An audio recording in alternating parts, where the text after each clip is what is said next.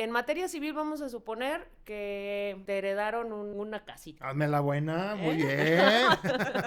Pero resulta que tiene otros 2 hermanos. Entonces se viene el evaluador, yo soy la juez, yo voy a decidir, y el evaluador viene y me dice, bueno, esta casa vale 2 millones de pesos. Ah, ok. Entonces ahora necesito a un partidor de bienes inmuebles para que me diga cómo vamos a repartir la casa entre los 3. Pues imagínate si yo finco una casa arriba de la casa de mis papás, esa no es mi casa entonces, Uy, ¿verdad? chulada, Arnold. No lo inventes, no. No, efectivamente, a menos que estés en la escritura como copropietario, ahí si no, Ay, sí no. te vas a meter en un rollo. Si en el estudio socioeconómico sale que efectivamente no tienes manera de hacer el cobro, tú le puedes solicitar, o tu abogado le puede solicitar al juez que sea gratuito. ¿Es gratuito así de 0 pesos?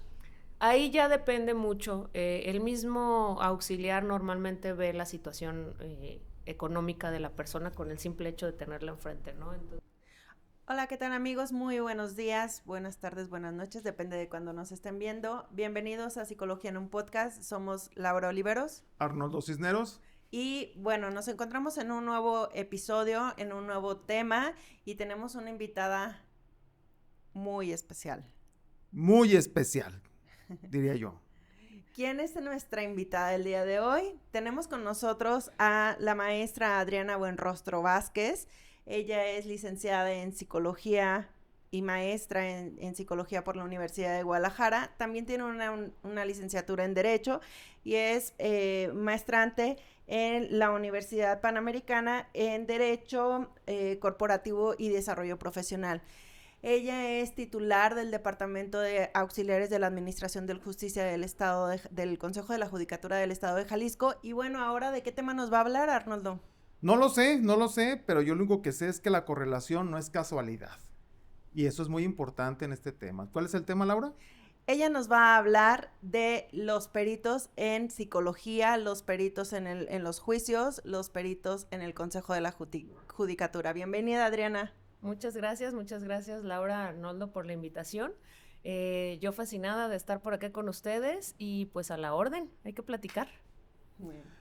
Este tema es algo difícil de tratar. En algunas ocasiones la gente enreda dinámicas de sensibilidad, de empatía, como yo lo dije, la correlación no es una causalidad que tiene que ver también con las situaciones de bienes, y es un tema muy complicado, pero que Jalisco es punta de lanza, ¿no?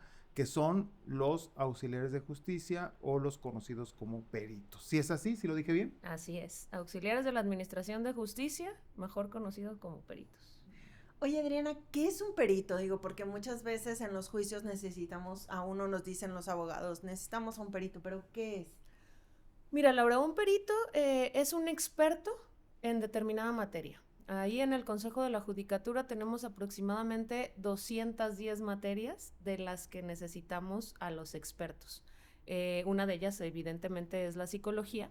Y tienen que ser personas con, pues, mucho conocimiento del tema que están dominando, ¿no? Tienen que ser personas preparadas, tienen que ser personas que entiendan el proceso judicial, es decir, qué pasa en los juicios, qué pasa ahí cuando estamos en frente de un juez, y pues tienen que acreditar ahí con nosotros sus conocimientos, su experiencia, y pues básicamente es esa persona que conoce a fondo la materia a la que se dedica. A ver, despacito porque ando medio lento el día de hoy, Adriana, y híjole. A mí me pide un abogado que vaya y contrate un perito, ¿sí? No sé por qué lo pide el abogado, porque a veces sería lo ideal que fuera el abogado, ¿no? Claro. Porque es parte de la estructura. ¿Cuántas materias me decías que hay? ¿Cuántos peritos hay, me decías? Materias, 210. Peritos, actualmente tenemos 433. Ah, o sea que no es lo mismo materias y peritos. No. Ah, ya me perdí. A ver, alguien que me explique. Mira, ahí te va. Ah, perdón. No, Ahí. ¿y entonces qué es una materia? Porque, bueno, entendemos que el perito es el experto o que conoce un tema como muy a profundidad, pero ¿qué son las materias? Mira, la materia puede ser psicología, vamos a poner el ejemplo de psicología, que aquí andamos entre colegas, ¿no? Bien. Psicología es una materia, sin embargo, dentro de la psicología hay varias, ¿no? Digamos que psicología es lo general. Cuando te piden un perito en psicología, porque el abogado tiene que especificarle a su cliente en qué materia necesita el perito, además te tiene que especificar qué tipo de situación o que se está buscando en el juicio, porque no es lo mismo un perito en psicología clínica que un perito en terapia familiar o que un perito en, ¿qué te puedo decir? Evaluación de casos de violencia de género o evaluación infantil. Como ustedes saben, los peritos tienen especialidades, ¿no? La psicología tiene especialidades, entonces necesitamos ser muy específicos en eso. Y hay otras materias aparte de psicología, otras áreas donde también se nombran peritos. Nos hablabas de 200, más de 210 materias, ¿no? Sí, claro que sí. Tenemos, hay peritos en ingeniería civil que también igual se necesita ser específico porque tenemos peritos en construcción, en mecánica de suelos, tenemos peritos también en medicina general, en medicina del trabajo. Tenemos peritos, también dentistas, es una gama bastante amplia. Podríamos decir que todas las ciencias, incluso todas las disciplinas y algunos oficios, entiendo. Así es. También tienen, forman parte de esas materias y que, bueno, se necesitan los expertos, los peritos para que dictaminen o den una opinión profesional sobre un tema en un juicio, ¿no? A ver, yo tengo una duda existencial jurídica. ¿Por qué necesitaría un perito en un proceso judicial? ¿Por qué no? Ándale. Ya entré en crisis otra vez. Ahí te va. Vamos a suponer un juicio familiar en el que se está solicitando el divorcio y también se está solicitando alimentos para los hijos dentro del divorcio. ¿Para qué necesitarías un perito? Bueno, necesitas un perito para que el juez, dentro de un juicio, el juez es el que determina qué va a pasar, ¿no?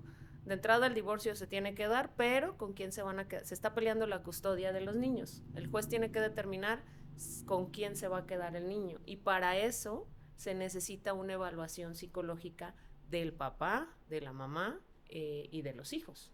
Entonces, el juez no lo sabe todo. Se supone que un juez es un perito de peritos, pero en leyes, en derecho. Entonces el juez necesita allegarse a un experto en la materia que es ajena a él, en este caso en psicología.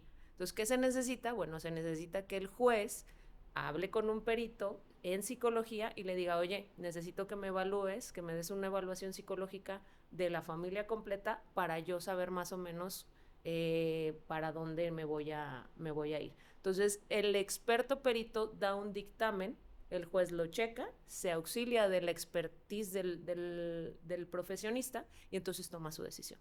No sé si me expliqué. Sí, previamente otra duda existencial. Ajá. Esa es en materia familiar. Familiar. Ok. Pero si yo quiero un perito en materia civil, ¿a quién le hablo? ¿O en qué caso necesitaría un perito en materia civil? En las áreas, ¿no? Sí. Bueno, no sé también si ya hemos hablado de esto en otros podcasts, pero en el área judicial hay varias materias: mercantil, civil, familiar, laboral, penal. No sé si se me fue alguna, se me hace que no. Agraria. Sí, también, sí, pero ¿verdad? no, sí, pero eso ya es más federal, ¿no? Ah, ok.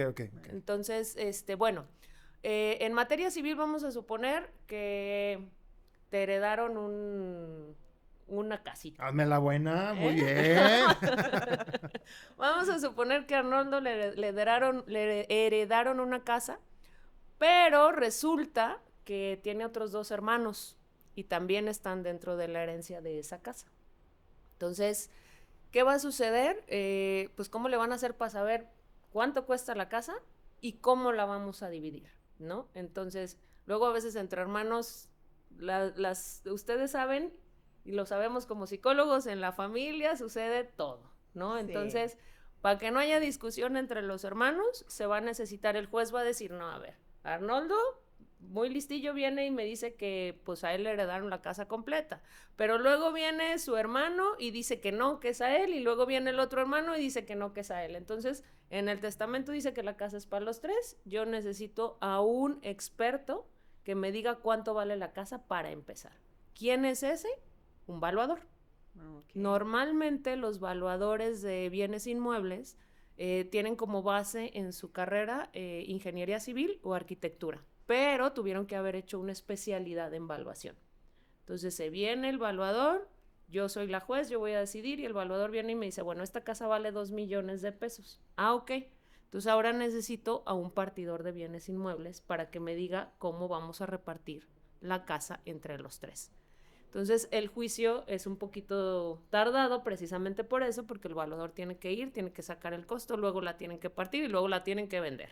Entonces para eso se necesitaría un valuador. Oye, ya me hiciste pensar, ¿no? Entonces imagínate si yo finco una casa arriba de la casa de mis papás, esa no es mi casa entonces, uy, chulada, ¿verdad? No lo inventes, no.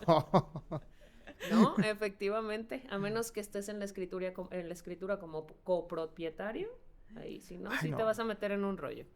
O sea, mejor consulten antes de construir. Sí.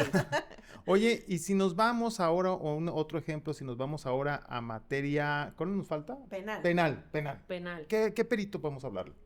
Mira, en materia penal también cabe especificar que cada materia tiene su código. Ah, ok. Cada materia se rige por distintas leyes, o las formas en las que se aplica es distinta, ¿no? Entonces, en lo penal es un poquito más complejo todo. Un ejemplo, cuando hay un imputado que no es de aquí, que es de otro país y no entiende el español, normalmente el imputado tiene derecho a entender lo que le están diciendo y a lo que lo están condenando, ¿no? Entonces, ahí mucho nos piden los peritos intérpretes. Es decir, un imputado es una persona a la que le están acusando, sí, y que ya hay una formal orden o algún procedimiento legal que ya está, ¿no? Así es. Okay. El imputado es de cuenta, imaginémonos como los juicios en Estados Unidos, ya está el juez, ya están los abogados, está la persona que está siendo acusada, que es el imputado, y entonces le están diciendo un montón de cosas que él no está entendiendo, que no sabe qué le hablan porque él no habla español. Entonces se le tiene que, nos piden normalmente a los peritos intérpretes, que son personas expertas en traducir e interpretar del inglés al español, del alemán al español, del francés al español, de todos los idiomas posibles, está presente con esta persona interpretando todo lo que le están diciendo. Es decir, si el juez dice, a ver, dime tu nombre, el intérprete le va a preguntar el nombre al imputado, el imputado se lo contesta al intérprete, el intérprete se lo dice al español al juez. ¿Y es lo mismo un traductor que un intérprete? No.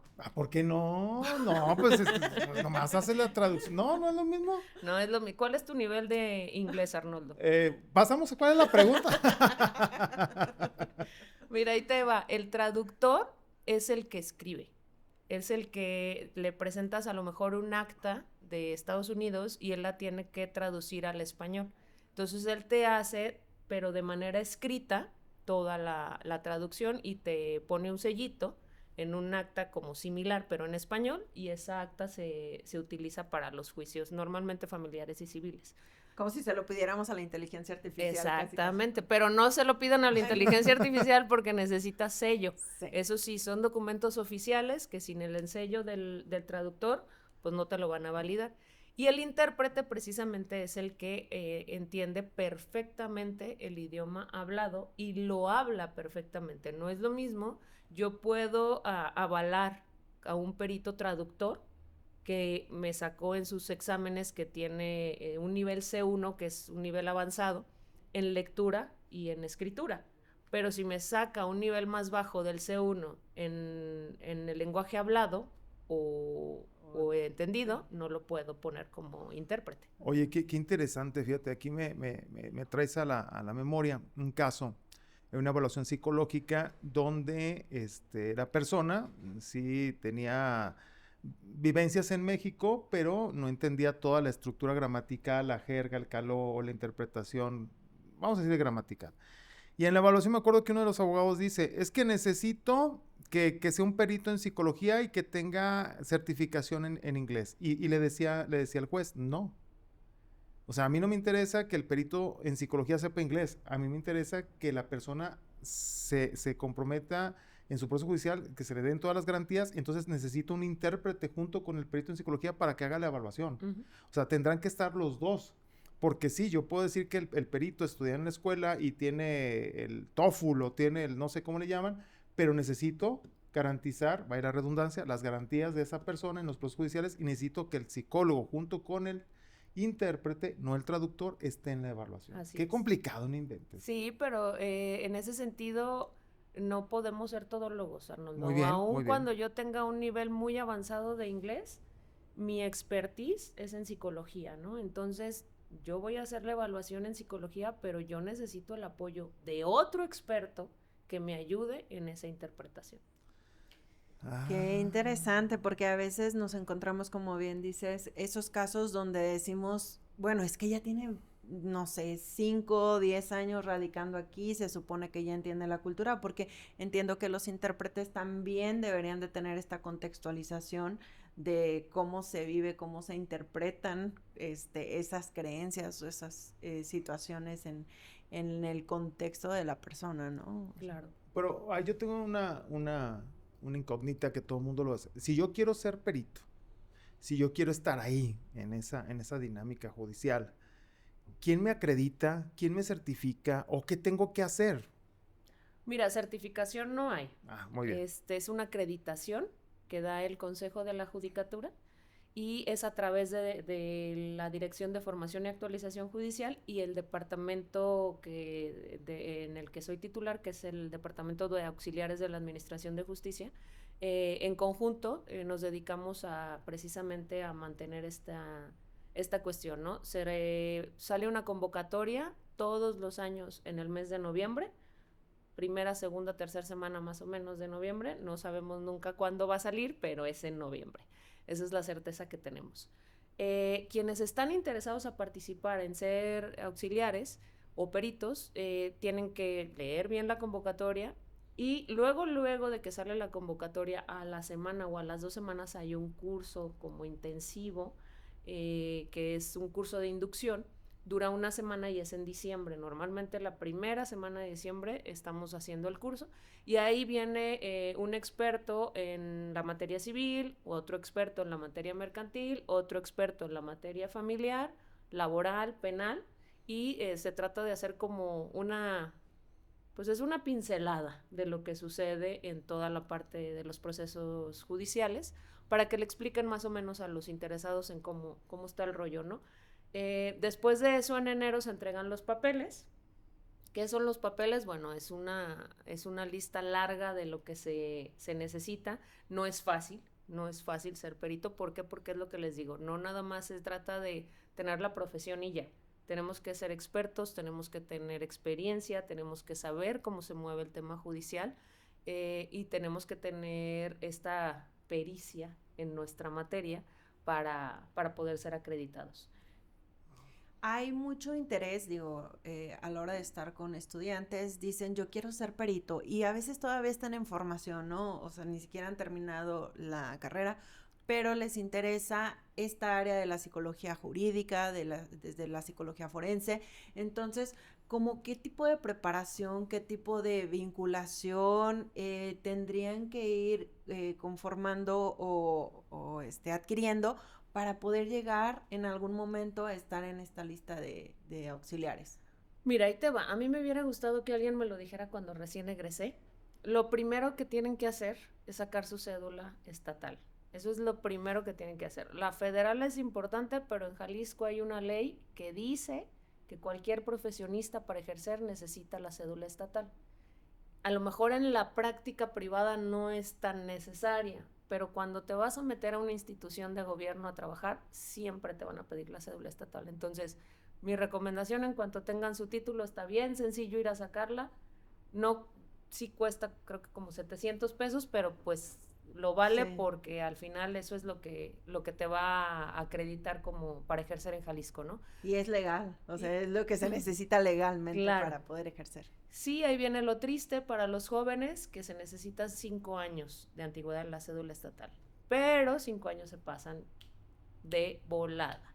Entonces, si ustedes en cuanto sacan la carrera, sacan su título, sacan la cédula, se los prometo que 5 años van a pasar luego, y no es lo mismo que llegar a los 28 años a decir quiero ser perito y nunca saqué la cédula estatal y es un requisito que todavía me va a llevar 5 años a poder completar, que llegar a los 28 y decir, la saqué desde los 23 que salí, tengo 28, está perfecto, puedo ser perito, ¿no? Entonces, esa es la primera recomendación que yo les haría a todos los chavas, saquen su cédula estatal. Formación, por ejemplo, en el área de la psicología hay diferentes áreas, materias, ya nos comentabas. Entonces, por ejemplo, ¿qué hace un perito en psicología infantil a diferencia de uno en terapia familiar, no? Bueno, mira, psicología infantil, la verdad es que el tema de los peritos en psicología en todas sus presentaciones es un área de oportunidad y laboral muy grande en el consejo porque se necesitan muchos psicólogos y psicólogas. Entonces, el área infantil, digamos que si sales egresado de la UDG, si más no recuerdo, sales como psicólogo clínico, en realidad general. Psicología en general. Entonces eso te abre muchas puertas porque en psicología general puedes ser psicólogo, entrar como psicólogo clínico, puedes entrar como psicólogo infantil. Sí, para terapia familiar necesitas la maestría, entonces también que lo vayan checando por ahí. Para evaluaciones en casos de violencia de género o en casos de abuso sexual infantil, sí se necesita también experiencia y se necesita especialidad o algún entrenamiento en esas dos materias. También pueden tomar después de la carrera una especialidad en criminalística, también pueden entrarle al tema forense. Psicología criminal también existe, entonces hay un montón y es mucho campo. Lo que más piden, los psicólogos que más piden o que más chamba tienen en el consejo son los clínicos, son los infantiles, terapia familiar y las evaluaciones para violencia de género y abuso sexual infantil, desgraciadamente. Este ejercicio de selección, este ejercicio de vinculación académica, ¿se hace en todos los estados o solamente en Jalisco? ¿Tienes algún conocimiento de eso o cada estado hace lo mismo, más o menos? No hacen lo mismo, cada estado pues son autónomos, cada estado tiene su consejo de la judicatura o lo que se asemeja al consejo de la judicatura, y los procesos son similares. Sí hay área de auxiliares, sí hay convocatorias, en algunos estados se hace un poco diferente, justo acabo de hacer hace poquito un análisis de eso. Estados de avanzada, puede ser Nuevo León, Estado de México.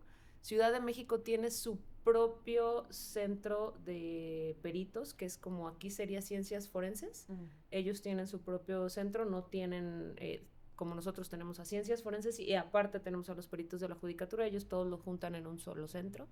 Entonces, sí, los procesos son similares, tienen sus diferencias, pero sí, hay. Oye, Adriana, ahorita que hablas justamente de esta parte del centro de peritos, ¿no? De auxiliares, la lista de los peritos que están autorizados por el consejo, ¿son servidores públicos? ¿Entran como los peritos de ciencias forenses? ¿O cómo se maneja esto? Como digo, a veces podemos necesitar un perito y, pues que lo haga ciencias forenses, ¿no? ¿Cuál sería la diferencia entre los de ciencias forenses y la lista que ustedes tienen? Qué buena pregunta, Laura. No son servidores públicos. Todos los peritos que están acreditados en la lista, lo único que sucede es que están acreditados. Es decir, el juez puede tomar de esa lista al experto que necesite. El juez está obligado, cuando va a nombrar al perito tercero, ahorita si quieren entramos en ese detalle. Sí. Por favor. Cuando el juez nombra a su perito, está obligado a tomarlo de la lista. ¿Qué sucede? Vámonos al ejemplo sencillo de lo civil y lo familiar. Normalmente en un juicio, una persona va con su abogado, ¿no? Entonces vas con el abogado, y el abogado quiere presentar una prueba pericial porque está sucediendo que, regresamos al tema de la custodia, ¿no? Pues la verdad es que el papá está teniendo problemas emocionales, a lo mejor toma mucho, a lo mejor... Entonces la mamá y el abogado creen que el papá no es apto para la custodia y el abogado ofrece una pericial psicológica. el abogado está obligado, evidentemente el abogado parte de que, defensor de la mamá en este caso, tiene que llevar a su propio perito, a su propio perito psicólogo. Ojo, los peritos de parte, que son los que presentan los abogados, no necesariamente tienen que ser parte de la lista. Ahí sí puede ser cualquier profesionista con su cédula, con su título, no necesariamente tienen que ser parte de la lista. La usanza dentro del Consejo de la Judicatura en los juicios es que normalmente quieren al que está en la lista, ¿no? Porque pues ya acreditó, ya se sabe que es experto en la materia, pues normalmente utilizan a los mismos de la lista. Legalmente no es necesario. Entonces el papá va ahora con su abogado y dice, ok, están presentando una prueba pericial, pero a lo mejor yo no estoy tan segura de que ese psicólogo, que es el que está poniendo el abogado y al que le está pagando el abogado, me vaya a ir muy bien. Entonces yo voy a poner a mi propio psicólogo, ¿no? Entonces a mi propio perito. Entonces ahí ya tenemos el perito de parte de la mamá y el perito de parte del papá. Y entonces el juez dice, ok, todo muy padre, pero los peritos se encontraron o chocaron en sus dictámenes. No me queda muy claro cómo está aquí la situación. Entonces yo, juez, voy a nombrar a mi propio perito, es decir, al perito tercero o al perito auxiliar.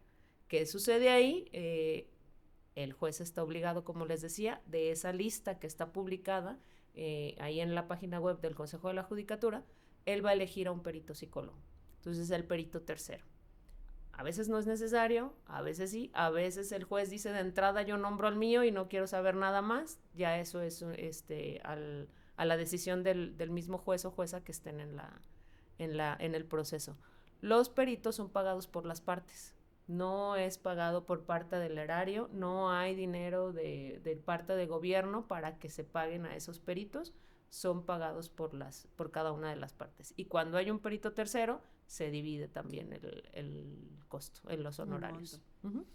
Oye, a ver, si yo estoy en un juicio y yo contrato un perito, ¿él está obligado a poner lo que yo quiera? ¿Son No. servicios profesionales? O estar a mi favor, ¿no? Éticamente no. Si el perito es una persona con ética, con diligencia, él tiene que poner lo que salió en la evaluación. Eso es lo que se tendría que dar. Y el perito del juez, que es pagado por alguna de las partes o por las dos partes, ¿tiene la obligación de poner lo que los clientes quieran? No. O no son clientes, son partes? Es que en ese caso, digo, el perito es un profesionista que tiene que regirse por la ética y por la expertise de su materia. El perito tiene que decir lo que dice el dictamen. Si el dictamen dice que la persona no salió apta para la custodia de los niños, el perito, aunque sea pagado por esa persona, tiene que decirlo. Eso es el deber ser y la ética y la diligencia del profesionista. Cuando yo soy perito en los juzgados, pongo mis honorarios y me pagan luego, ¿o cómo es el trámite? ¿O te dan el cheque o te dan en efectivo? ¿Cómo se maneja? No se debe de manejar efectivo, tiene que ser a través de un cheque de depósito. Bueno, no, ¿cómo le llaman? Billete de depósito. Y el billete de depósito se pone en las recaudadoras, me parece. Ahí sí, en la práctica ustedes saben más que yo. Y ahí es donde el perito, una vez que dio su dictamen, ya puede ir a recoger su billete. Sí, generalmente lo van y lo compran hacen el pago y les dan un papelito que es un billete, que es muy importante, no lo vayan a perder, si no, no hay comprobante.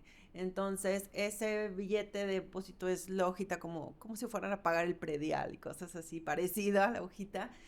Van y lo entregan al juzgado, se llama una promoción, un oficio, y le dicen aquí ya están cubiertos los honorarios del perito o los materiales, y entonces ya el juez nos avisa, o en el juzgado nos avisan o les avisan a los peritos, pues que ya están cubiertos, y entonces se procede a señalar un calendario de evaluación, ¿no? O un proceso. Oye, Adriana, nos dijeron que existía un formato o un arancel para peritos. ¿Cómo funciona o qué es?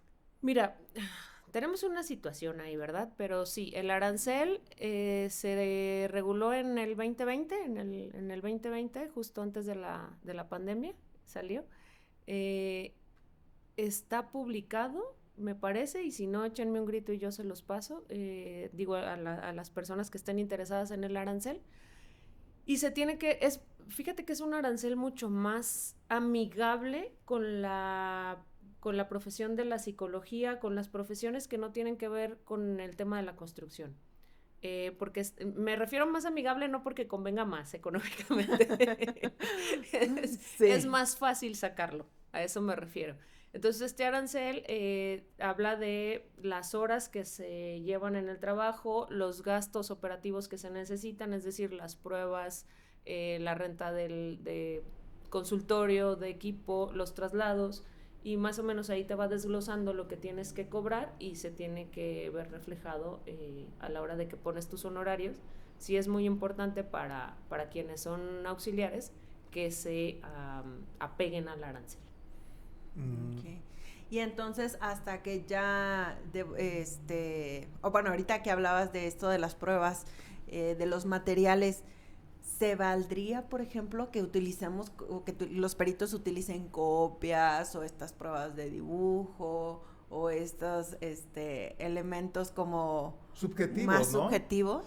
Pues es que hablamos otra vez de la diligencia, ¿no? ¿Qué es la diligencia? El hacer bien las cosas, el hacerlas con respeto y apego a lo que dicen las normas, a lo que dicen los protocolos, a lo que tu mismo código de ética de tu carrera te señala. Entonces, pues un profesionista tendría que tener las herramientas adecuadas para llevar a cabo su dictamen. Es decir, no podemos pedirle a un médico también tenemos en genética, que utilicen jeringas usadas, ¿no? O sea, necesitamos que todo sea nuevo y que todo sea lo más apegado a los protocolos que se pueda. Oye, yo necesito un peritaje. El juez me dijo que yo necesito un peritaje. El juez determinó para mejor proveer o por alguna situación. Arnoldo, ¿qué es mejor proveer? Para tener más elementos para poder decidir. Para tomar su decisión. Para tomar la decisión, ¿no? Pero no tengo dinero, Adriana.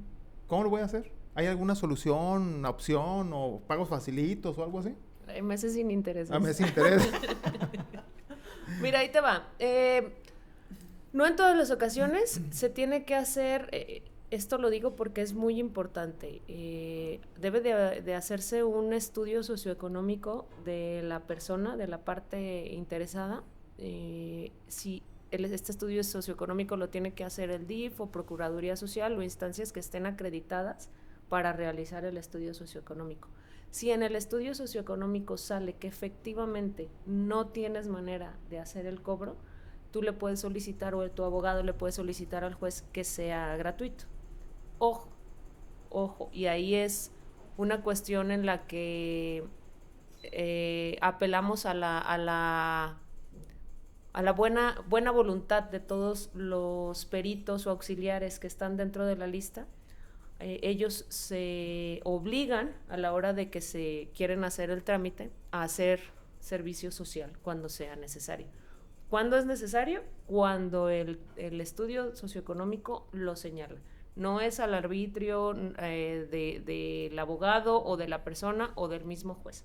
Se necesita un estudio socioeconómico que avale la pobreza o la situación de carencia de la persona, para que entonces, ahí sí entro yo en el departamento, yo llevo un orden de prelación y yo le solicito a todos los peritos por orden, les voy diciendo, Arnoldo, échame la mano con un gratuito, Laura, échame la mano con un gratuito, aquí está el estudio socioeconómico y pues toca, ¿no? Pero ¿es gratuito así de 0 pesos? Ahí ya depende mucho. El mismo auxiliar normalmente ve la situación económica de la persona con el simple hecho de tenerla enfrente, ¿no? Entonces, muchas veces sí ceden completamente la pericial con todo y los gastos de operación, pero tenemos un acuerdo general que también está avalado por el Consejo, en el que nos dice que el perito va a dar de manera gratuita sus conocimientos, su expertise, su dictamen, pero si le cuesta, por ejemplo, la renta de las baterías psicológicas o la renta del consultorio o el traslado, Esos le llamamos como gastos operativos, ¿no? Los gastos operativos sí se tienen que cubrir por parte de, pues por las partes, ¿no? Aquí la cosa es que a veces las partes no tienen ni para eso y en muchas ocasiones sí nos echan la mano de que sea completamente gratuito. Pero eso ya es a criterio del auxiliar.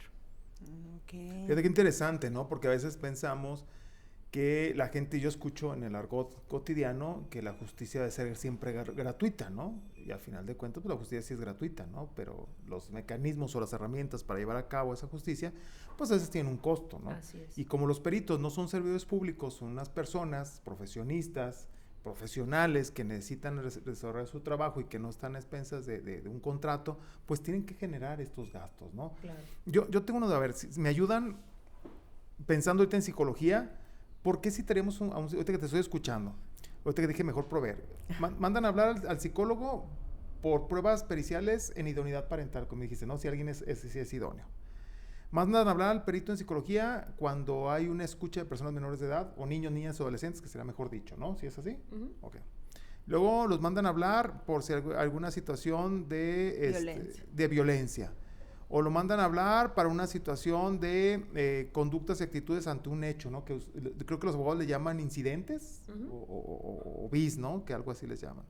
¿Para qué mandarías a hablar al psicólogo también? A ver, no sé, ¿tienen algún otro caso? Porque a veces el abogado le dice, voy a ocupar un psicólogo. Y le dice al cliente, el pobre cliente ahí anda, ¿no? Pero ¿para qué? ¿Para que el cliente terapia. Terapia, muy bien, terapia, pero que sea una terapia desde un punto de vista de coparentalidad, ¿no? De vínculos afectivos y dinámica de vinculación, no una terapia clínica para alguna situación en común, ¿no?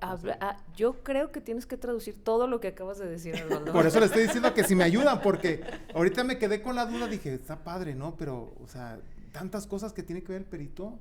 Yo aquí les hago una recomendación, ahorita aquí ya comprometimos a Adriana, escríbanos y si necesitan por ahí los acuerdos o algo, escríbanos y se los hacemos llegar por la misma vía, porque creo que es importante que tengan todo esto, porque a veces nos mandan simplemente pide un perito, pero ni siquiera sabemos para qué. También dónde consultar la lista, Adriana, ¿dónde podrían consultar la lista específicamente para el estado de Jalisco? Es en la página web del Consejo de la Judicatura, creo que es cjj.gov.mx. Si no, en Google le ponen Consejo de la Judicatura de Jalisco y les va a salir. Una vez entrando a la página, tiene unas como pestañitas verdes, varias, y vamos a buscar la que dice tal cual peritos. Le vamos a picar en peritos y nos vamos a ir se va a desplegar una ventana con varios años. Nos vamos a ir a la que está, a la que dice 2025, lista de peritos 2025, y esa la abrimos, se puede abrir en línea o se puede descargar, y esa es la lista actualizada. Ojo, tiene que ser la del 2025-2026, porque pues están todas las listas de todos los años anteriores. Entonces nada más con eso, esa es la lista oficial. Y ahí es donde pueden checar lo del perito. Sí, cierto, sí, cierto. Ya chequé, sí, cierto, sí. Fíjate, dice, todos los años, ¿desde cuándo en Jalisco hay peritos? Híjole, tenemos registro en electrónico del 2013, me parece, pero, porque pues antes no se usaba lo electrónico, ¿verdad? Pero me parece que ustedes van a saberlo mejor que yo, más bien unos 20 años. Es que es mi duda. Yo me acuerdo que los primeros trámites que su servidor hizo, me acuerdo que fue como en el 2006. No, yo hasta el 2012. No, yo creo que sí, me estoy quedando corta, yo creo que sí es un poquito más. Antes era muy diferente, incluso el tema de las mismas materias. Antes era nada más arquitectura, o antes era nada más ingeniería civil, o nada más psicología. En las mismas materias o las carreras profesionales han estado en evolución. Oye, Adriana, yo me acuerdo que luego en las peticiones que hacían los abogados era que se apegue al arancel de 1977, donde ni siquiera existía psicología, todo era psiquiatría, y donde decían en el 2000, todavía en el 2015, que no sabía de acuerdo, pues que cobren lo que se cobraba en el 77, ¿no? Y decimos, ¿cómo? Sí, por eso se buscó el tema del arancel del 2020, porque sí, desgraciadamente esta ley sigue. Entonces, no ha habido una actualización a esta ley que pues marcaba cómo cobrar, y pues de entrada no había una actualización por inflación o por UMAS o por... Ni en disciplinas que pudieran estar, ¿no? No estaba psicología, o sea, era como el contador, el médico, el psiquiatra y párale de contar. Y párale de contar, sí. Y el arquitecto y el ingeniero civil. Fíjate, y ahorita me lleva al recuerdo, decía la ley del 76, 77, con Flavio Romero de Velasco como gobernador, decía que los peritos en dado momento podrían hacer la valoración en el juzgado. O sea, fíjense lo impresionante. En 2 horas. En 2 horas, ¿no? Máximo. Cuando entonces ahora hemos perfeccionado las técnicas, las dinámicas es más, hay hasta manuales ya para basarnos en las dinámicas de discurso, testimonio. Los protocolos. Los protocolos, ¿no? ¿Cuáles protocolos hay? A ver si me ayudan. ¿Cuántos protocolos hay, Adriana, que te acuerdas así rápido? Pues mira, de entrada el de violencia contra las mujeres, el de los niños, abuso sexual infantil, ¿qué más? Ayúdenme. Está el de diversidad. Los de la Suprema Corte, ¿no? De la Suprema Corte de la Justicia Todos de la los Nación. tratados internacionales. De perspectiva de la infancia y adolescencia, perspectiva de género, de discapacidad, de adultos mayores. Sí. También está el de discapacidad y otros de adultos. Ya lo separaron porque antes pensaban que ser adulto ya está por default de discapacitado. Migrantes también. De migrantes. De comunidades. O sea, por eso el perito, el auxiliar tiene que ser experto. Oye, Adriana, ¿basta con que el perito sea experto, por ejemplo, en este caso, en psicología, o también tiene que conocer algo de derecho, algo de los procedimientos jurídicos? Tiene que, lo ideal es que ya venga con cierta formación o conocimiento respecto a los procesos judiciales. No tienen que ser abogados, pero sí tienen que conocer cómo, pues de entrada, cómo es la estructura del consejo, la función judicial, cómo es, cuántas materias hay, o sea, la materia civil, la materia familiar, cómo hacer un dictamen. Eso sí es algo que ya tendrían que saber. De hecho, uno de los requisitos para entrar para ser acreditado es que ya hayas sido perito de parte. Es decir, que ya hayas trabajado dentro de un juicio y ya sepas o hubieras hecho una dictaminación. Eso es para los de nuevo ingreso. Eso está interesante. O sea, a ver, yo quiero ser perito por primera vez, entonces ¿tengo que llevar mi dictamen con ustedes? No el dictamen tal cual, digo, porque a veces hay datos sensibles. Ok. Pero sí una promoción en donde fuiste nombrado como perito.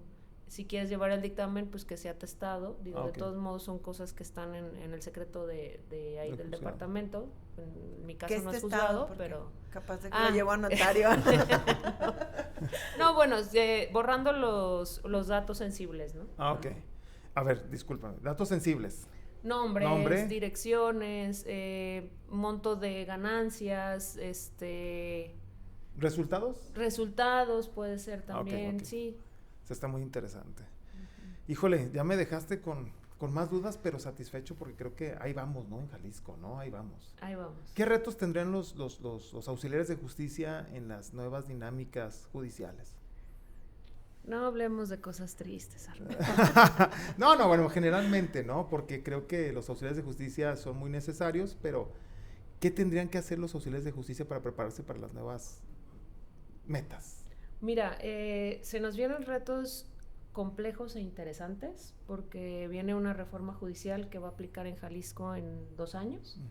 Viene también una nueva ley de procedimientos civiles y familiares que también entra en vigor. Se supone que ya está en vigor, pero en Jalisco entra en el 2027 también. Entonces esto incluso no es un reto nada más para los nuevos, es un reto inmenso para los auxiliares vigentes actualmente porque es un cambio de paradigma completamente en todos los sentidos.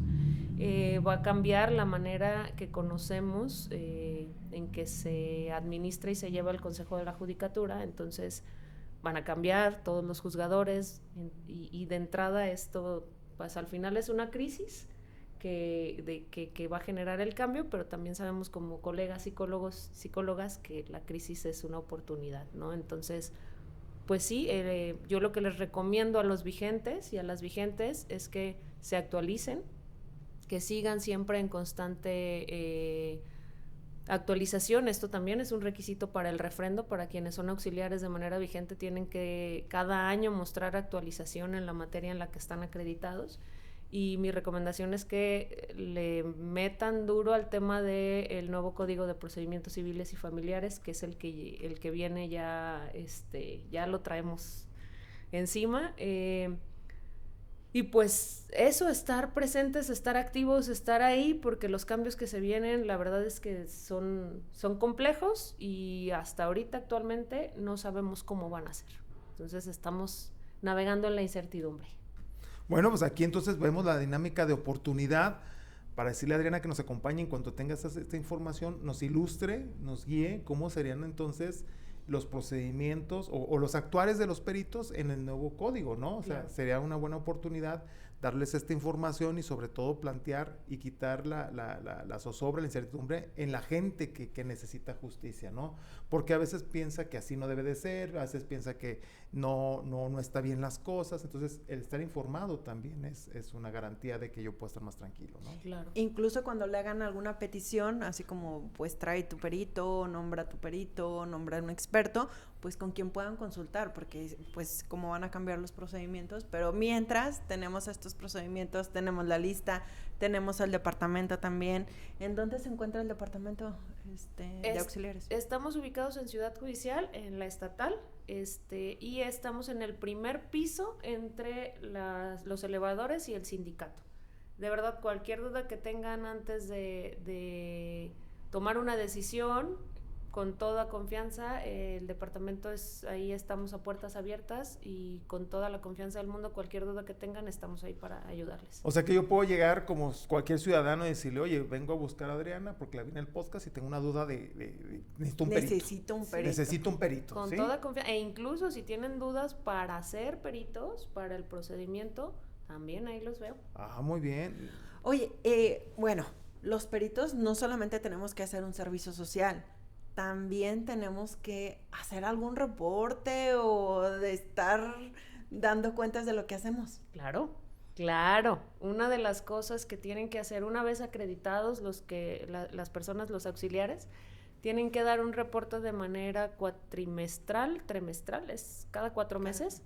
Es en agosto, en diciembre y en abril.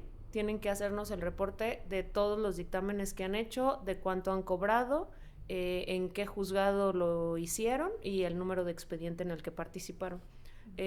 También nos tienen que especificar si lo hicieron gratuito o no. Esto es también una de las cosas a las que se obligan cuando eres acreditado como auxiliar de la Administración de Justicia, te obligas también a hacer ciertas cosas, ¿no? Entre ellas, actuar con diligencia, con ética, hacer tus informes, hay quejas también de repente, entonces también hay un procedimiento de queja, entonces están siendo vigilados constantemente, tienen que reportar sus actividades y pues actuar de manera lo más diligente posible para que no tengan ninguna situación. O sea que no hay la situación de que, yo cobré 3 pesos, pero en realidad cobré 3,000 pesos y lo puedo esconder. O sea, tengo que reportar el número de expedientes, saber cuánto fue, recoger mi billete y todo está ahí, ¿cierto? Sí. Sí. Debe de ser así. Ok. Oye, Adriana, ahorita que hablabas de las quejas, o sea, yo puedo decir, pues es que me hizo una mala cara cuando me abrió la puerta o no me ofreció un cafecito y entonces voy y pongo una queja porque no me sentí bien. Puedes. Sí, no, está bien. Puedes. Claro, puedes ir a poner una queja y nosotros, la queja tiene su procedimiento, ¿no? Y es un procedimiento muy parecido a la parte legal. Tú puedes hacerme un escrito y decirme que el perito o el auxiliar se comportaron de cierta manera, pero tienes que fundamentar tu dicho. Eso es importantísimo. Tú tienes que llevar las pruebas fehacientes y sobre todo oficiales y certificadas para que tú me demuestres que realmente actuaron de mala fe o hubo ahí una situación. Entonces, sí, tienes como... el derecho. Tienes todo el derecho de quejarte y de ir a iniciar un procedimiento en contra de un auxiliar que tú creas que actuó de mala fe o que no hizo bien su trabajo, claro que sí, pero siempre con el fundamento. Y del mismo modo, el auxiliar tiene la posibilidad de su defensa. ¿no? También puede subir puede darnos su escrito en el que fundamenta que no es cierto, y sus copias certificadas. Ojo, siempre, y eso es una parte indispensable en un juicio y en la ley, el que demanda tiene que mostrar, el que demanda tiene que demostrar su dicho. El demandado pues se defiende evidentemente, pero las pruebas siempre vienen de quien demanda. Una presunción de inocencia. Ajá. ¿Eso qué es?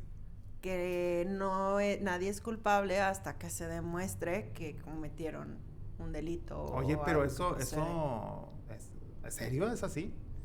Porque pues a veces la gente... Bueno, aquí nos está diciendo la encargada que...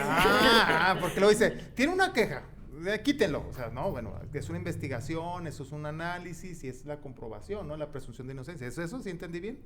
Sí. Sí pasé, ¿ya viste? Sí pasé, ya sí puse atención en el podcast. Ok. Bueno, Adriana, una recomendación, un último punto para quienes nos ven, quienes nos siguen, quienes comparten este podcast, que en algún momento lo puedan necesitar. Ojalá que no. Pero se da tanto. Pues mira, para las personas que necesitan al auxiliar, asesórense siempre. Miren, a veces tenemos en México la mala costumbre de querer que mi tío, mi primo, mi sobrino que estudió leyes me lleve el caso, pero luego a veces eso es más difícil porque no, o es familiar o hay conflicto de intereses. De mi primo no vas a hablar, Adriana, no Entonces, yo digo, a menos que al mismo primo o al mismo familiar le pagues los honorarios. Sea un contrato, ¿no? Sí haya un contrato y sí de verdad se comprometa a llevarte el juicio adelante, ¿no? Pero a lo que voy es que siempre buscamos y no quiero pagar el asesor, mejor déjame le veo y mejor déjame le pregunto a Google o a ChatGPT ahora que está muy de moda.